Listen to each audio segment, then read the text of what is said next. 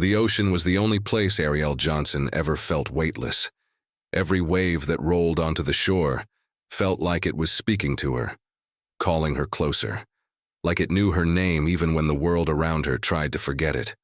She was 14, and small for her age, but there was power in the way she moved near the water, measured, patient, like she was part of it. On the shore, people stared. In the sea, she disappeared, and for a moment she belonged. Her town was quiet, postcard beautiful, and sun-soaked almost every day of the year. Tourists came for the sand. Locals stayed for the calm. But calm wasn't always safe. Not for someone like Ariel. Not for a black girl in a place where being different wasn't always met with curiosity, but suspicion. The surfers lined the pier most mornings. Blonde, bronze, loud. They knew each other by name, joked about the waves like they were old friends. Ariel watched them from the dunes before school, hoodie pulled tight around her face. She memorized how they paddled, how they popped up on the board with one clean motion. She practiced those moves at home with a broomstick and a rug, her knees bruised from falling, her spirit never bending. Her room was covered in posters of surfers, Carissa Moore, Bethany Hamilton, and a few black faces she'd printed off from deep corners of the internet. Surfers who didn't get magazine covers. Surfers with names that didn't echo across competitions, but had carved space anyway. Her dream was to compete in the junior surf contest at the end of summer. A local event, but a big deal in a town where surfing was life. She had circled the date in red on her calendar and looked at it every night before bed. Some kids talked about prom. Some talked about parties. Ariel talked to the waves about how she'd meet them soon. Her father, a former Navy man, woke early and trained every day. He taught her how to breathe through nerves, how to stand her ground when things felt unfair. He reminded her that pride was not arrogance, but knowing who you are even when the world tries to make you forget. Her mother, a social worker, spoke of justice and kindness like two sides of the same coin. She told Ariel to speak up when something didn't sit right, but never expected her to carry it all alone. One afternoon, Ariel walked into the town's only surf shop, barefoot and hopeful, ready to rent a board. The man behind the counter looked up, smiled politely, then looked away. "You got a parent with you?" he asked. "No," she said, "but I'm 14, same age as most of the others who rent." He glanced at the clock. "Sorry, store policy. Gotta be with an adult." Ariel stepped aside as a group of 3 boys her age rushed in behind her. They laughed, threw money on the counter, grabbed boards without a word. No IDs, no questions, just sun, salt, and freedom. She stood still, letting their noise fade as they ran past her and out the door. The man behind the counter avoided her eyes. She left without saying anything. That evening, Ariel sat on the shore with her toes in the wet sand. Her hands balled into fists around grains that slipped through anyway. She didn't cry, but she didn't speak either. Not until a shadow blocked the sun above her. "You waiting for the water to come to you?" She looked up. A tall man, older, skin weathered like driftwood, smiled down at her. He held a board under one arm, waxed and worn. "They call me Coach. Ty," he said, "and I've seen that look before." Ariel raised an eyebrow, cautious. She hadn't seen him around before, not at the shop, not near the schools, not on the water. "I coach a little surf club down at the south end of the beach," he said, setting the board down beside her. "Not the shiny side of town. We're not sponsored. No fancy gear, just kids who love the waves, same as you." She didn't answer right away, unsure if this was just more talk. People sometimes liked the idea of helping, until they realized what that meant. He didn't push, just looked out at the water and said, "I remember when they told me the ocean wasn't mine either, said it wasn't made for us." That made her turn. Coach Ty nodded, his voice calm but heavy. "Back in my Navy days, I was stationed near Okinawa. That's where I learned. No one knew my name out there, so the water didn't care. That's the thing about the ocean, it doesn't ask for permission." He handed her a card, just a name and a meeting time. No promises, no sales pitch, Then he picked up his board and walked away. That night, Ariel stared at the card for an hour. She thought about the contest, about the boys laughing behind her, about the silent refusal from the man at the surf shop, about the way her fingers still tingled from the thought of touching a board that wasn't secondhand. The next morning, she showed up. The beach at the south end wasn't lined with tourists. It didn't have cafes or polished rental racks, just a small group of kids with mismatched boards, a couple of folding chairs, and Coach Ty, whistling as he waxed a board with worn edges and history etched into every scratch. When Ariel stepped into the circle, no one asked why she was there. A girl with tight braids offered her a towel. A boy with sandy knees handed her wax without a word. No one asked if she belonged because they all knew what it felt like to be asked that one too many times. Coach Ty gave her the basics: stance, balance, breathing. But more than that, he gave her space. Space to be awkward, space to fall, space to start. By the end of the day, her shoulders were sore and her calves burned. She hadn't stood up once, but she had paddled, over and over, until her arms trembled. She looked up at the fading sun, salt drying on her face like a second skin. And for the first time in a long while, she smiled. Back at home, she sat on the floor of her room, sketching waves in the margins of her homework. Her posters on the walls didn't look quite as far away anymore. The date on the calendar, still circled, still bold, but now it didn't scare her. It called her. They said black girls don't surf, but she was already learning to ride the silence, and soon she'd ride the waves too. The flyer was simple: white paper, bold letters taped to the corner of the registration table. Junior Surf Open, all local youth welcome. No entry fee. Sign up by Friday. Ariel's name had been circled on her calendar for weeks, red ink bold enough to bleed through the page. She arrived early, hair still damp from training, board strapped across her back. Her hands trembled slightly as she stepped up to the table. Not from fear, from readiness. The woman behind the table looked up, chewing gum, sunglasses perched on her head. She glanced at Ariel, then down at the clipboard. "Hey," Ariel said. "I'm here to sign up." The woman hesitated.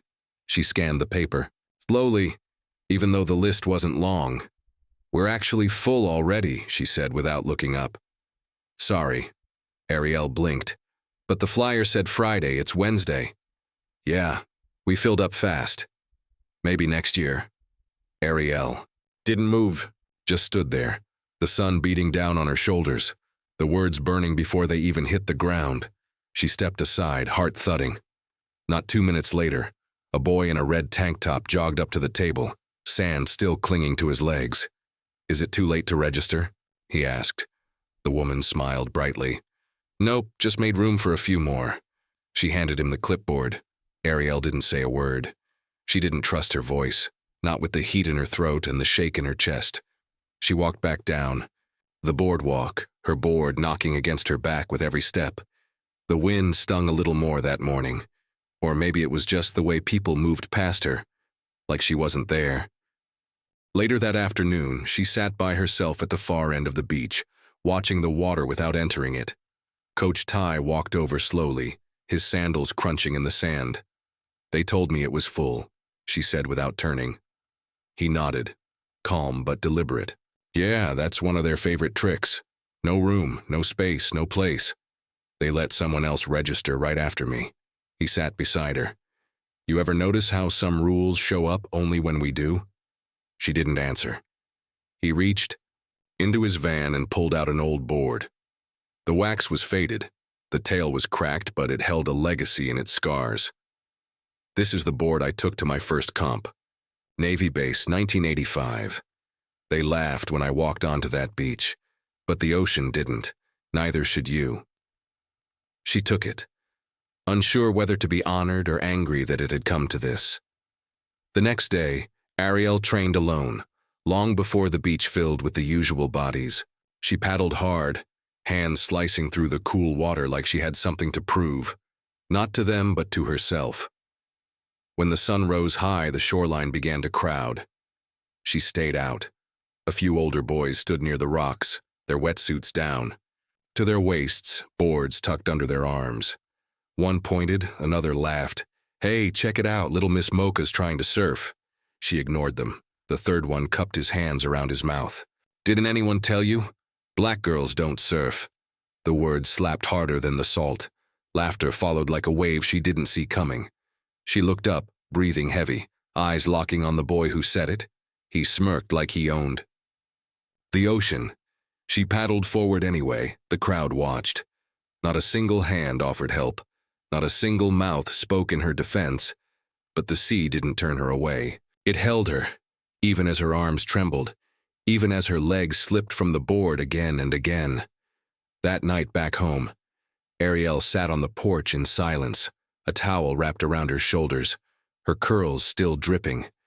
The sky had turned deep, blue, but the sting of the day hadn't faded. She stared at her knees, red from friction. Her fingers were clenched around the edge of the towel. She wondered, quietly, painfully, if maybe they were right. Maybe the ocean wasn't made for her after all. The next morning, the flyer was gone. Ariel had walked past the surf shop to check if they'd extended the contest deadline. But the paper Coach Ty had stapled beside the door, South End Surf Club, all kids welcome, all backgrounds respected, wasn't there anymore. Only a few tattered staples and a fresh strip of duct tape remained where it used to hang. She stepped inside. It smelled like salt and resin and sunscreen. Boards of every shape lined the walls. A group of boys hovered by the wetsuits, laughing about their upcoming heat placements. The owner, a tall man in his 50s with a sun-leathered face, stood behind the register, polishing a fin. Ariel walked up to the counter, her voice steady but soft. "Hi, I was wondering what happened to the flyer Coach Ty put up." He didn't look up right away. "We rotate them out," he said flatly. "Try to keep things current." "It was only up for 2 days," he sighed and finally met her eyes. "Look," he said, "it's nothing personal. We just don't want to bring politics into this place. We try to keep it about the sport." She blinked. "Surfing's not political." He gave a thin smile. "That's how we like it." She left the shop without saying another word. Her fists stayed clenched the whole way down the boardwalk. That afternoon she didn't train. She didn't paddle. She sat in Coach Ty's van with her knees pulled to her chest while he tinkered with a broken fin, letting the silence stretch between them. "You ever feel like they don't see you?"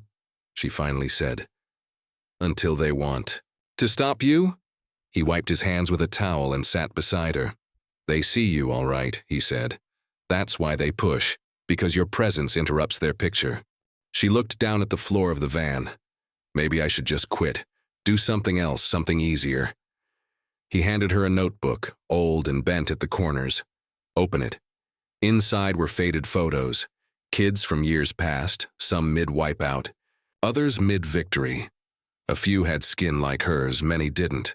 They all came through here, he said, and some made it, some didn't. But they all changed something just by standing up. She flipped to the last page. It was blank. "That one's for you." The next day, Ariel returned to the water. She didn't speak to anyone, didn't smile. She only paddled, out, furious, focused, and completely alone. The sky was overcast, the waves were messier than usual. She wiped out twice, then 3 times, her chin scraping the surface of her board as she fell. She stayed in. On the 4th attempt, she rose, not gracefully, not smoothly, but she stood. And for a brief, breathless moment, she rode the water like it was hers. No one clapped. No one noticed. But something inside her shifted. Later that week, Coach Ty arrived to find her already at the beach, practicing her balance on the sand. Her movements were tight, tense, but she didn't stop. Not even when her ankle rolled and she hit the ground hard. He walked over, helping her up. "You keep falling like that, you're gonna learn twice as fast." She smiled, just barely. At school, the whispers began. A girl in gym class asked why Ariel was always tired. A boy in science laughed under his breath, repeating what the beach crowd had shouted days ago. "Black girls don't surf." She didn't answer. She just turned and looked at him so long he dropped his eyes. The humiliation still lived in her bones, but now it carried weight. Not shame, but fuel. That weekend, she took her board out during peak hours, when the beach was packed and the water crowded. She carved through the foam like it was breaking under her will. Her arms burned. Her breath caught in her throat. But she didn't quit. Someone tried to snake her wave. She didn't yield. And when she finally cut left on a clean break, water fanned behind her. And for the first time, someone from the crowd actually clapped. It wasn't much, but it was a crack in the silence. That night, she sat on her porch again. Same towel, same curls still wet. But she wasn't wondering if the ocean was meant for her anymore. She knew it was. She just had to remind the world of something it tried to forget. She belonged here too. The water had once felt like home. When Ariel was 6, she remembered riding on her father's shoulders in the shallow surf, both of them laughing so loudly the wind couldn't compete. He would dip her into the ocean like she was a seal pup, then lift her back out again with ease. She had squealed with joy every time, clinging to his neck, salt water dripping from her lashes. He used to tell her the ocean didn't belong to anyone, but some people tried to act like it did. Those were her earliest memories of freedom. No judgment, no competition, just sea and sky and laughter.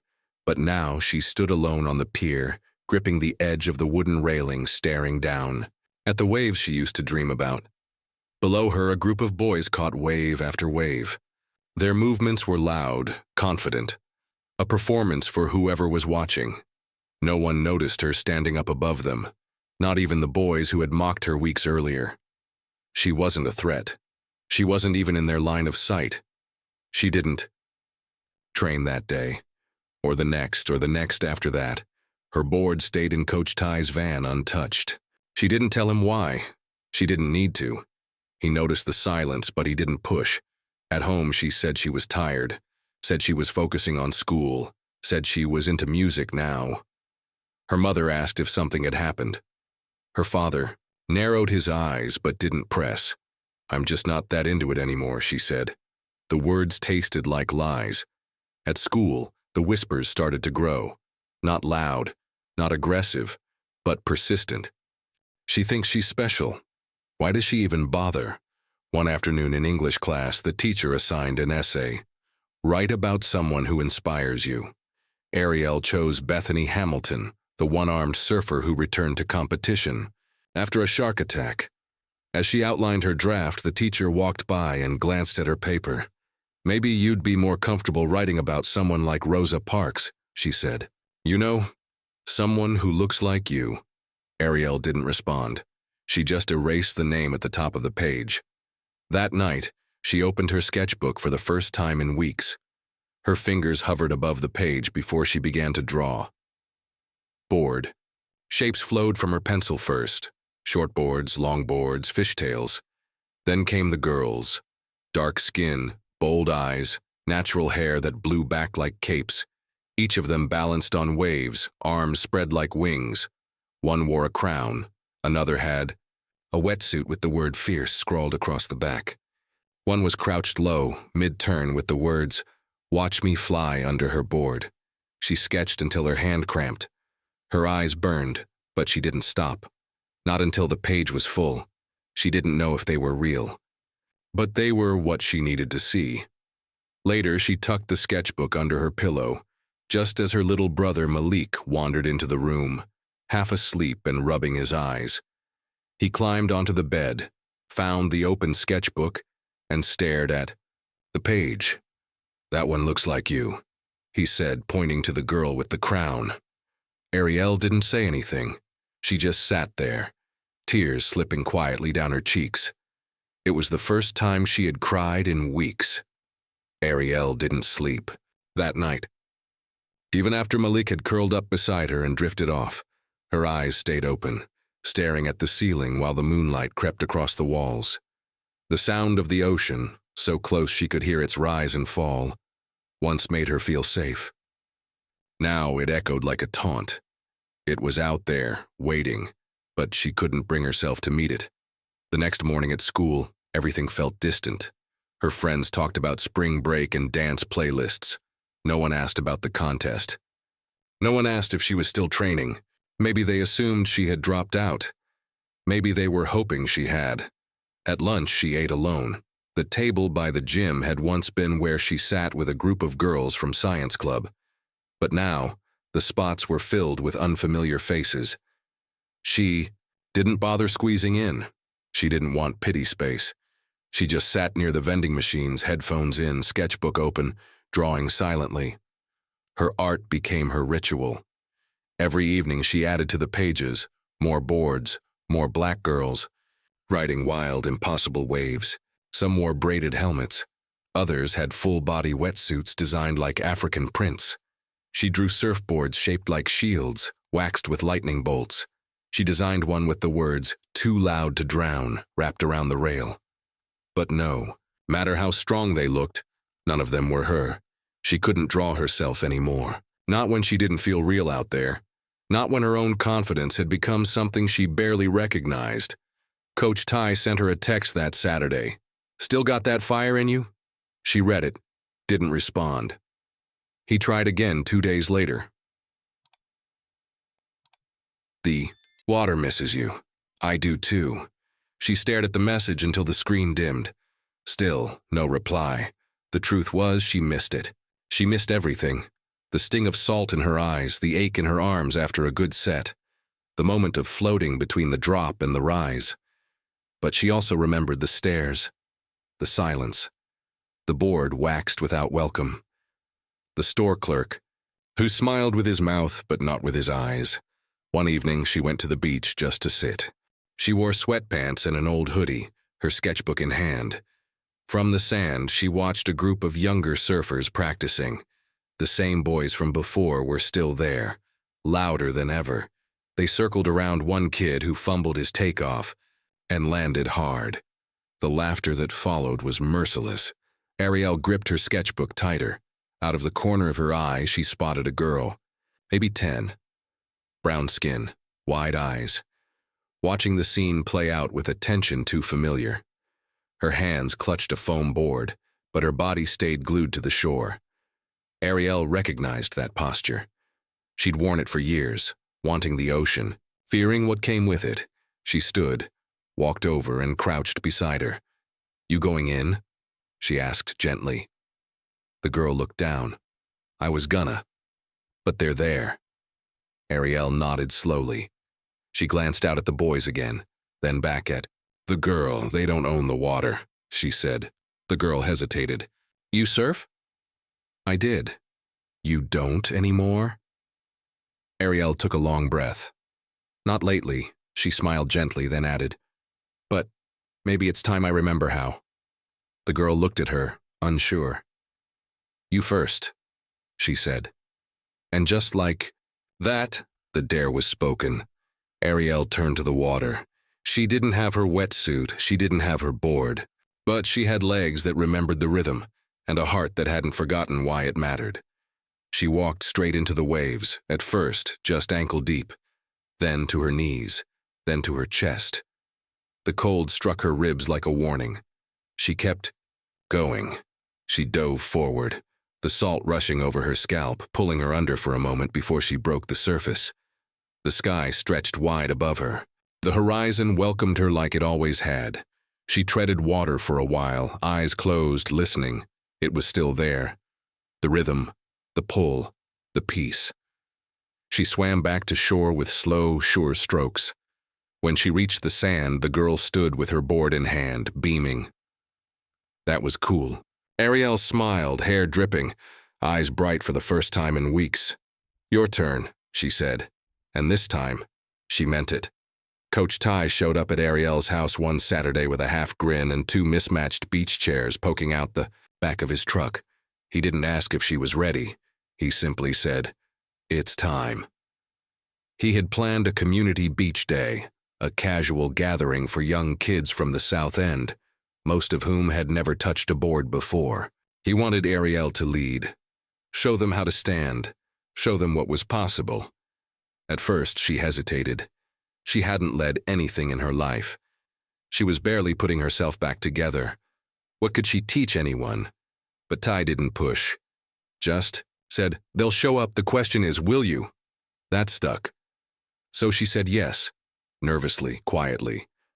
But yes, they picked a calm cove, away from the noise and preening surfers. Ty brought soft-top boards and enough juice boxes to make it feel like a celebration.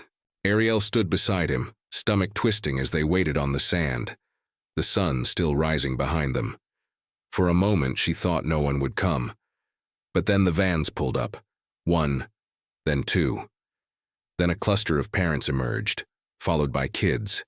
Some dragging towels, some running barefoot with wide, eager eyes. 15 in total. Brown, black, curly-haired, braided, beaming. They looked at Ariel like she was something more than she felt. She met their eyes and exhaled. The first kid to reach her was Zara, 8 years old, tiny frame, fierce energy. She told Ariel she wanted to surf like a rocket. Ariel laughed. They started on the sand, stomach paddles, pop-ups, balance drills. Ariel demonstrated everything slowly, carefully, with encouragement in every word. The kids stumbled, fell, laughed, got up again. Zara was scared of the water. She held her board tight to her chest, shaking her head when it was her turn. Ariel knelt beside her. "I used to feel like the water didn't want me either," she said. "But the truth is, it's been waiting for you." Zara blinked. "Let's go together," Ariel said. They paddled out side by side. The waves were gentle, small enough to teach but strong enough to matter. Ariel held Zara's board steady as she found her feet. She wobbled, tipped once. But then, with arms outstretched and tongue poking from the corner of her mouth, she stood just for a second. But it was enough. The beach exploded in cheers. Parents clapped. The other kids shouted her name. Zara rode it all the way in, grinning, alive. When she hit the sand, she dropped to her knees and screamed, "I did it!" Ariel couldn't stop smiling. Her chest felt wide and full. For the first time in a long time, she felt whole. From the boardwalk, someone snapped a photo. Ariel didn't notice until the end of the day when the woman approached her with a notepad and a card. "I'm from the Shoreline Chronicle," she said. "Small paper, big heart. I'd love to do a story on what you're building here." Ariel's first instinct was to shrink, to disappear. But Ty placed a steady hand on her shoulder. "Tell it," he said. "The world needs to hear it." Ariel nodded. The article went up the following week. It was only supposed to run in print, but the editor uploaded it to their website too. Within 24 hours, it had been shared nearly 5,000 times, then $10,000. The end of the week, people across the country were commenting, reposting, tagging her name with hashtags. "Black Girls Surf Too, Ride with Ariel," "Unseen but Rising." The photos showed her holding Zara's hand in the water, her arms stretched wide on her own board, her sketchbook open with designs visible beneath the sun. Strangers called her brave. Parents messaged Coach Ty asking how to enroll their kids. And Ariel? She went back to the waves with something new in her chest. Fire. She trained every morning before school, alone, focused. Her arms grew stronger, her timing sharper. The hesitation she once carried like weight around her ankles began to fall away. Now, every paddle stroke felt like a declaration. She pulled her old board from Coach Ty's van and sanded it herself. Then, one night she painted it, using colors from her sketchbook and shapes that had lived in her mind since the beginning. One side of the board bore the image of a black girl crouched low, her curls flying like wings behind her. Across the nose in black clean lettering she wrote, "Unseen but Rising." The next morning she carried that board straight down the center of the beach. Heads turned. Some smiled, others stared. But she didn't stop walking. She paddled out, alone, and caught 3 clean waves in a row. One of the older boys from her school sat further out and watched, saying nothing. She nodded once as she passed him, not seeking approval, just offering presence. But not everyone clapped. A few days later, the surf shop posted a vague comment on their Instagram feed beneath a photo of the upcoming contest lineup. "We believe in tradition. Some things don't need changing. No names, no references, but everyone knew." Someone commented, "Wow, subtle much?" Another replied, "Just say you don't want black surfers and go." The replies spiraled. Dozens of community members jumped in, parents, students, former customers. Coach Ty reposted the comment with a caption that read, "When your tradition means exclusion, it's not heritage, it's fear." The owner of the shop tried to defend it, calling it misinterpreted. But the damage was done. The town began to whisper differently. The hush had shifted tone. Now it came with eyes, watchful, uncertain, and sometimes quietly admiring. One day in the grocery store, a woman Ariel didn't know leaned over near the produce and said, "My daughter has your board as her phone. Background? Just thought you should know." Ariel smiled and said thank you, but her chest swelled with something deeper. Her story wasn't hers anymore. It had become something others could carry too.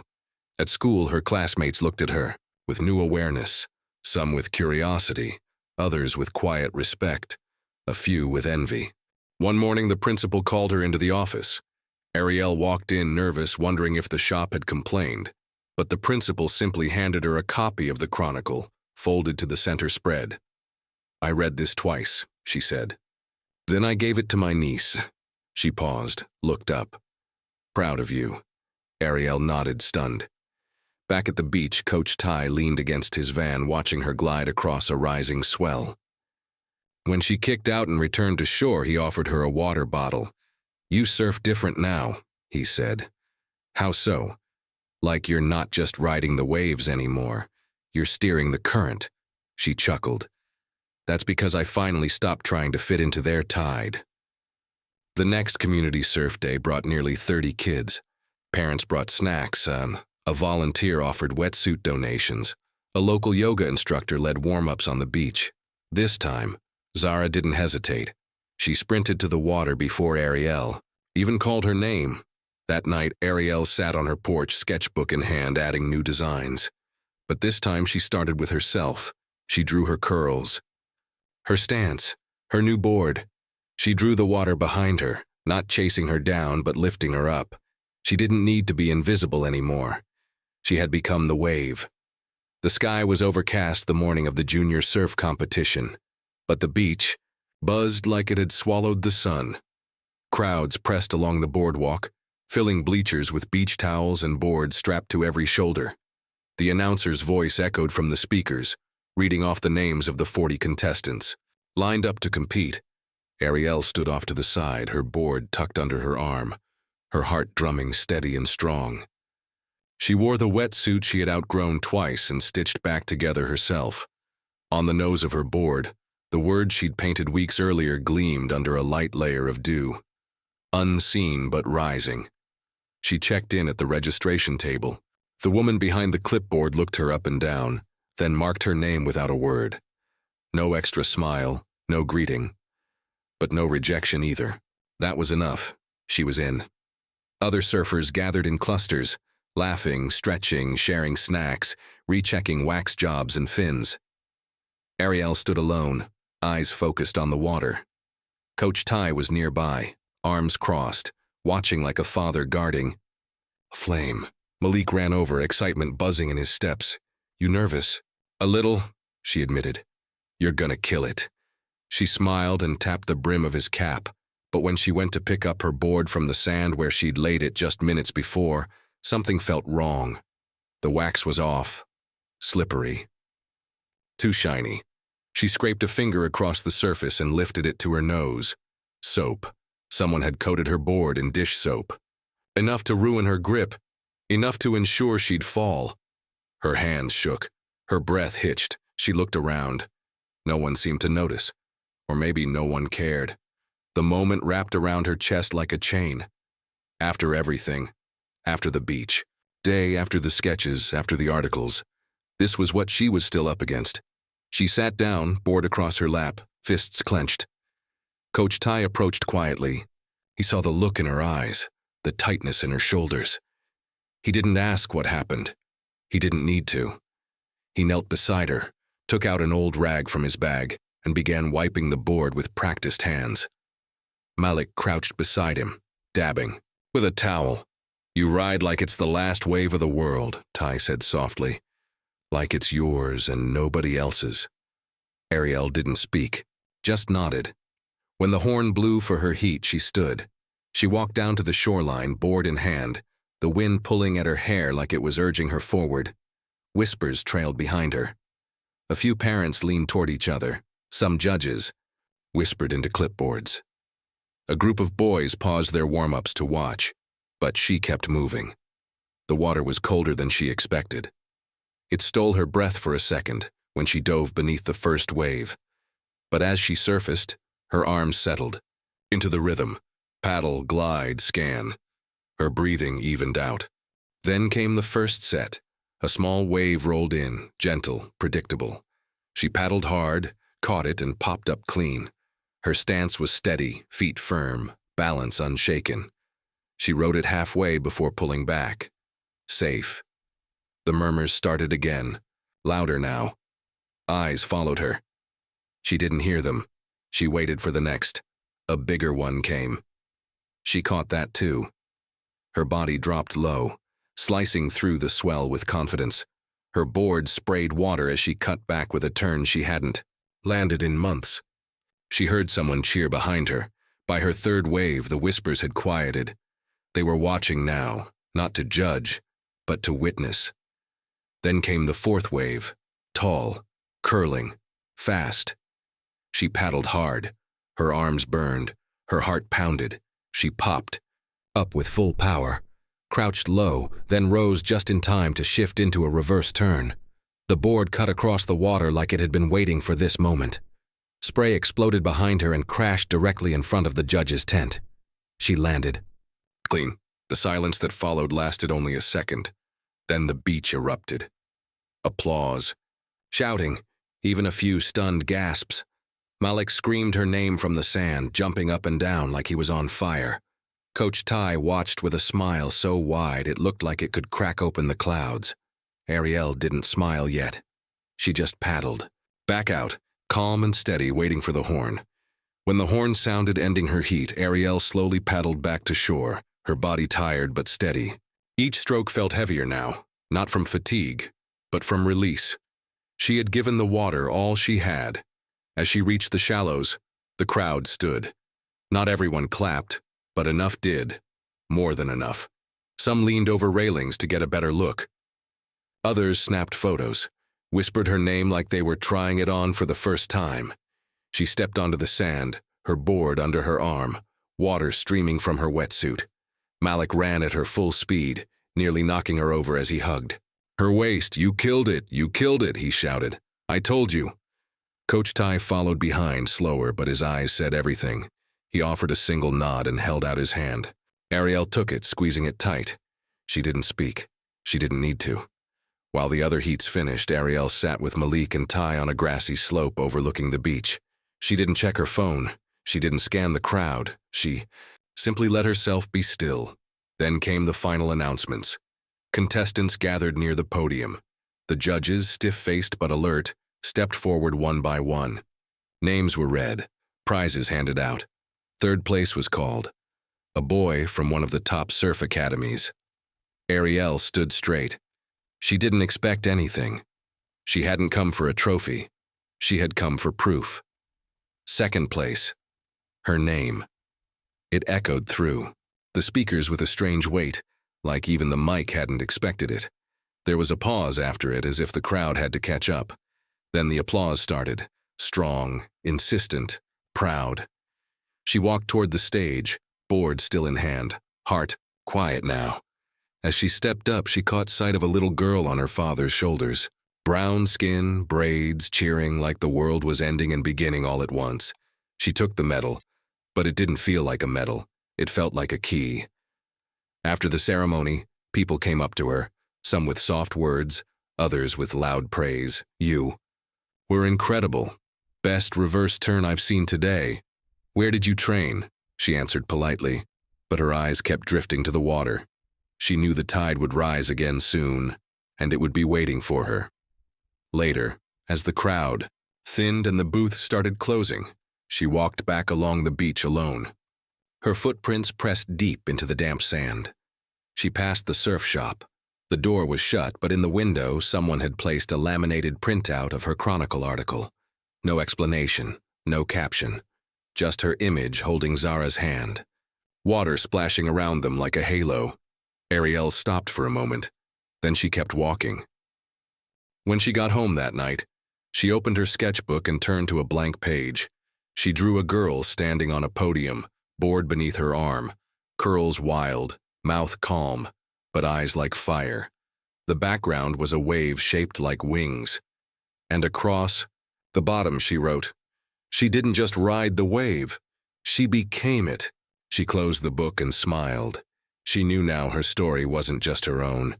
It was the one other girls would point to when they were told to wait their turn, or not try, or not belong. And the next time someone whispered, "Black girls don't surf," the world would have an answer. Her name, her face, her wave. 3 months passed. The weather warmed and the coastline buzzed with tourists again. But for Ariel, the world felt different now. Not because the ocean had changed, but because she had. She walked into the surf shop with steady steps, Malik trailing behind her, eyes darting around like it was enemy territory. But Ariel wasn't here to confront. She wasn't here for apologies. She just wanted to see for herself. The bell above the door jingled. The same man was behind the counter, rearranging sunscreen on a shelf. He looked up, froze for a second, then nodded. No words, no small talk, and that was fine. Ariel turned toward the wall where the boards were usually displayed, and froze. There, right in the center, surrounded by brands and models from all over California, hung a board she didn't recognize at first, but then she saw it. The design was unmistakable, the curl of waves. The silhouette of a girl with natural hair and profile, eyes focused ahead, body balanced with grace, and beneath her, in white lettering across blue resin, "Surf like you belong." It was her sketch, her message, her story, carved into fiberglass, and paint, hanging where no one could ignore it. She didn't know whether to smile or cry. The shop hadn't made an announcement. No post, no flyer, but they'd partnered with a local artist, someone from Coach Ty's circle, and quietly added a new line of inclusive boards and gear. They never said sorry, but the wall said enough. Outside, Malik tugged her sleeve. "You think they'll ever name one after you?" She grinned. They don't have to. Down the coast, Coach Ty's club had grown. What began as a handful of kids now stretched into the dozens, boys and girls from all over the county, some bussed in, others riding bikes with boards strapped to their backs. He still ran the beach sessions with the same old towel slung over his shoulder, still kept juice boxes in a cooler, still taught every pop-up with patience. But now he wasn't alone. Ariel led sessions twice a week. Other teens followed. Even parents got involved. Then one afternoon, Sophia, one of Ariel's classmates who had never said much before, walked up to her after school. "I've been thinking," she said, eyes uncertain. "Would you maybe help me plan a youth event? Like something about equity and unity through surfing?" Ariel paused, then nodded. "Let's do it." The event came together faster than anyone expected. They called it Waves of Change. A beach gathering for students across schools, open to everyone regardless of background, experience, or skin color. There were no rankings, no medals, just shared waves, open conversations, and a space where every voice mattered. Ariel opened the event with a short welcome. She didn't prepare a script. She just stood barefoot in the sand holding a mic that trembled slightly in her hand and looked out at a crowd of over 100 kids and families. "I used to think surfing was about winning," she said. "But it's not. It's about showing up even when the world says you shouldn't." She glanced toward the water where Zara and Malik were already splashing, trying to out-paddle each other. "I've had people tell me I didn't belong out here. I've had people try to erase me before I even began. But the ocean never told me that. The ocean never cared what color I was." She paused, scanning the faces in front of her. Brown, white, golden, every shade between. And neither should you. The crowd stood still for a breath. Then came the claps. Not loud, not rushed, just strong, steady, and real. That night back at school, Ariel sat on the auditorium stage, facing her peers during the year-end assembly. It wasn't about surfing this time. It was bigger than that. She spoke of courage, of silence, of what it feels like to be told you're asking for too much when you're just asking for a chance. She talked about drawing herself when no one else would, about how power comes not just from talent, but from truth, and how standing tall isn't about being loud, it's about not shrinking. When she finished, the room was quiet for a long, full moment. Then someone stood, then another and another. It wasn't just applause, it was a turning point. In the weeks that followed, more changes came. Not all loud, not all public, but real. Teachers began including more diverse voices in their curriculums. The surf shop quietly restocked Ariel's board design with a new name, Legacy Series. Her photo, once ignored, now sat in a local museum's Youth Heroes display. She didn't need fanfare. She had the tide. And every time she paddled out, now with others by her side, she knew what they were building wasn't just about boards or waves, it was about making space and holding it for the ones who would come next. Jalen Carter moved through the school hallways like a shadow that carried rhythm, his headphones wrapped over his ears like armor, not just to drown out the world, but to build his own. Inside them lived beats that pulsed louder than anything the walls of Briar Valley High had ever known. The students passing by heard nothing but muffled bass, but in Jalen's mind, he was constructing symphonies, layered, lyrical, alive. To them, he was just the quiet black kid in faded sneakers, always walking alone, always bobbing his head like he was dancing to a song only he could hear, and they weren't wrong. Music was the only space Jalen had full control over. At home, life moved in careful silence. His mother worked double shifts at the hospital, her voice always tired but soft when she kissed his forehead goodnight. She used to sing, before grief turned her songs into prayers. His father had once been a local legend, a producer with dreams that died somewhere between late bills and broken promises. Jalen hadn't seen him since he was 5, so Jalen carried the rhythm now. He made music in the quiet corners of his room, stacking beats and echoing lines into an old mic with a cracked foam filter. He never posted them, never played them out loud. They weren't ready yet. He wasn't ready yet. School was just a place he passed through, staying low and keeping quiet. He wasn't looking to be noticed. But some people couldn't stand silence, especially not from someone like him. It started in the hallway, a shoulder bump from Zach Hollister, varsity linebacker, class clown, untouchable. He laughed, tossed a fake apology, then mimicked Jalen's head nods to the beat. "What you listening to, man?" "Let me guess. Angry poetry over microwave drums." His friends laughed. Jalen said nothing. He just turned and kept walking. Zach wasn't used to that. By lunch, the jokes escalated.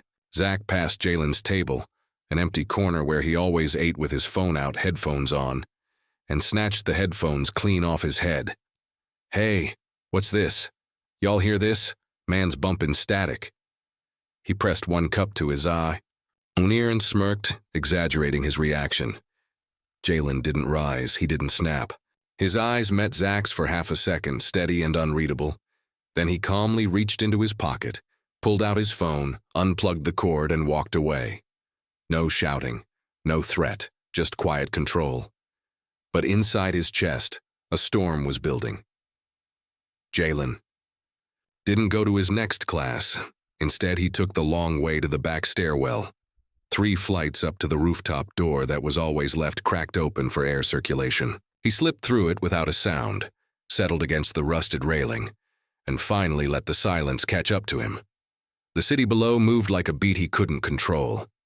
Sirens in the distance, skate wheels scraping concrete, a car stereo thumping from blocks away. All of it layered in his head like a track trying to build itself. He stared at his phone screen for a while. The music app was still open. The beat Zach had heard, the one they mocked, was one of his most personal. It was built on a sample of his mother humming in the kitchen. He'd hidden it in the background, pitched it down, added echo, turned her sorrow into something sacred.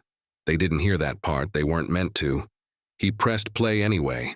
The bass pulsed through the tiny speaker now, imperfect and raw. His foot tapped instinctively, but his chest was heavy. For the first time in weeks, he questioned why he even made this stuff. Why bother pouring yourself into something the world would laugh at before listening? But something inside him, something he couldn't mute, kept saying, "You do this because it's yours, because they don't get to take it." He stayed on that rooftop until the bell rang for last period. At home, his mom noticed the shift before he even said a word. "You okay, baby?" she asked, setting a pan on the stove. Jalen shrugged. Same old. She wiped her hands on a towel, leaned against the counter, and tilted her head like she used to when he was little. "You want me to pray it out or talk it out?"